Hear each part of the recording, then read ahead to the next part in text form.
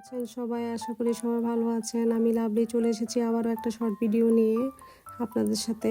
আজ আমরা চলে গিয়েছিলাম পিৎজা বার্গে, যেটা মাত্র কিছুদিন আগে হলো, ওপেনিং হলো।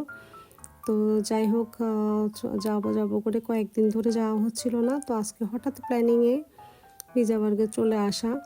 তো সবাই মিলে পিৎজা মেনু দেখে পিৎজা অর্ডার দিয়ে দিলাম। তো অর্ডার দেওয়ার পরে কিছুক্ষণ বসে আমরা সবাই দুষ্টুমি করতেছিলাম। তা আসলে সারাদিন জব শেষে এরকম সবার সাথে একটু টাইম স্পেন্ড করলে, কোথাও গেলে মন মানসিকতা বলেন সব কিছু ভালোই লাগে। আর এই যে দেখেন, এই ম্যাডাম খালি বই দিয়ে যা পাবে তা দিয়ে মুখ ঢাকায় ব্যস্ত থাকে, কারণ ও ক্যামেরার সামনে আসতে চায় না সেজন্য। তো যাই হোক, এটা হলো ওনাদের ক্যাশ কাউন্টার। এখানে প্রথমে আমরা বিলটা পেমেন্ট করে দিতে এসেছি, কারণ ওনাদের পেপার সিস্টেম।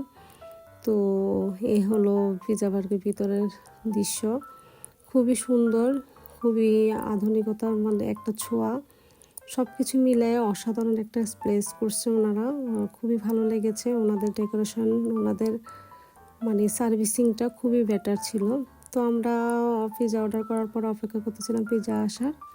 তো ফাইনালি চলে এসেছে পিৎজা। 2টা পিৎজা অর্ডার করেছিলাম আমরা, তো 2টাই চলে এসেছে। তো আমরা খাওয়া শুরু করে দিলাম সবাই।